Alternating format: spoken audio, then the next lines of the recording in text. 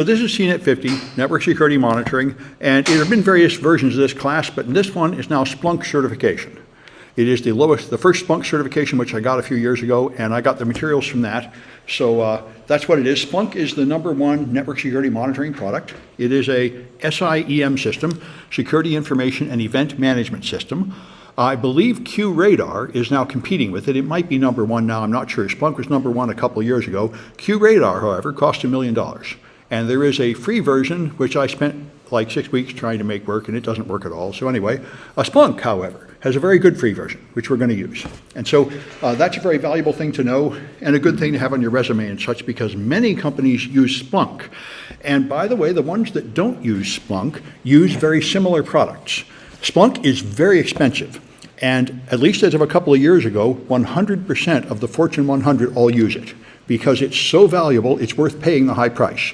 But other people save money by using cheaper, similar products. And if you know how to use Splunk, it's easy to use the others. They all work quite similarly. So this class attendance is optional. This is technically a face-to-face class, which means I'm here. And you can come physically into the room if you want to, but you don't need to. This is all being simultaneously sent over Twitch. And here's the people on Twitch. You can see I've got 30 people in Twitch right now. So they are attending class and they'll be fine, but they didn't bother driving in. And you don't have to. You can just attend on Twitch. And also, I record the classes and post them as videos on YouTube. And I put them on the page here in the calendar. So you can even look at them later if you don't even want to attend class at this time at all, and that's fine. All I care is that you learn the stuff. Your attendance does not affect your grade. Your grade is determined only by quizzes and hands-on projects. So now there's a Canvas server, but if you go to the City College Canvas server, I'm not using it because it's poorly run and I had a lot of trouble with it, and I just use a better server that's elsewhere. So the main thing you need to know is my website, samsclass.info. This is the center of all my classes. Start there, not in Canvas. Although if you go in Canvas, there's an announcement telling you to do this. Because I've been using this website for 20, 25 years, long before there was Canvas. I got used to running classes on my own system, and I don't use Canvas very much at all. It's just there to take quizzes and to record scores. All right. But anyway, then you click CNIT 50, and you'll see this class material.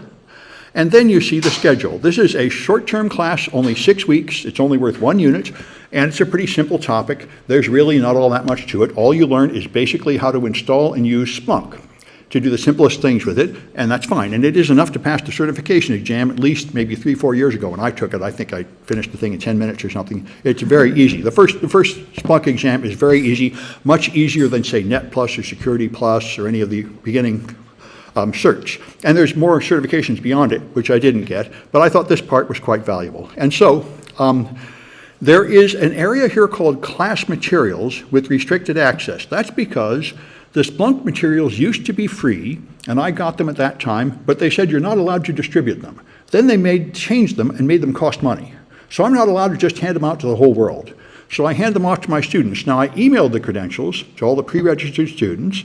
People who are adding, I put the credentials up there on the board, so make a note of them, but I don't want them in the video or something because I don't want the whole world finding them because then Splunk might yell at me. But I'm just using the official materials that I got from Splunk back when it was free. And I'm distributing it to you folks. And so far, Splunk hasn't complained, so I think that's all right. You should be warned that it's possible that this training doesn't match the current version of the test. I bet it does, but like I say, I haven't taken the test since I passed it a few years ago, and they changed the materials, and I don't have the new materials, so I'm not sure. But I think it's pretty much the same. As you'll see, it's really obvious stuff. It's just how to use the product in its simplest, most obvious way. And I checked, and you're going to do your hands-on project with Splunk version 9, which is the most current version. Technically, the one I have is like 9.03, and the current version is 9.1, but the fact that the major version number hasn't changed means there's no significant changes. So anyway, all right. So as you see, here's the first class meeting. I'm going to cover a couple modules here, and then I'm going to, next week you should start taking quizzes in Canvas and turning in and doing projects. And turning in some screenshots is what you do to prove that you've done it. So you have to install Splunk on a computer. Any computer will do. And so if you have any kind of computer at home, that would be fine. What I found, the reason I moved from that other room over there is largely because when I taught this class in the summer, there were a bunch of students that showed up that had no computer at all, which I did not expect. So they really wanted to use a computer on campus. And you can't do these projects in the computers over there because you don't have administrator rights. These computers, you do have administrator rights. So you can install Splunk on these computers and do it here if you want to. Problem is this room doesn't have a lot of open hours, but you can use it whenever I'm in here, and I'm in here several nights a week. So if you have no computer, talk to me, and you can probably get this class projects done here, because this class's projects are in fact pretty easy and fast. Now my other classes, like malware analysis, those are complicated projects, and you don't want to be restricted to just a few hours of work a week. Those you really have to be able to do from your home system, I think. But anyway, all right. So that's the basic layout. Oh, if you came to add, just make an add request inside the City College website, and I'll approve them all. There's no limits, so I'm happy to add anybody that wants to take it. And are there any questions? There's often questions of an administrative nature at the start. Will there be a course for Splunk Enterprise? No, we won't have, as far as I know, we won't have any of those higher Splunk certification classes here. That would be nice. And the password for the Canvas link. You can install Splunk on a Mac.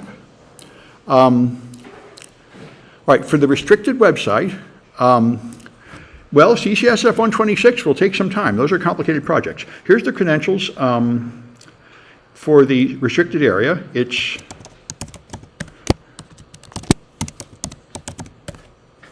all right, I guess I just put it in the video. Well, you can't have everything. Anyway, my security system has failed. We'll see if I get in trouble. Anyway, so let's see. Right, that's the password. Okay, anyway, we'll just carry on. I'm not going to worry too much about it. Okay, so that's the introductory stuff. Let me stop this video, which is going to be different then.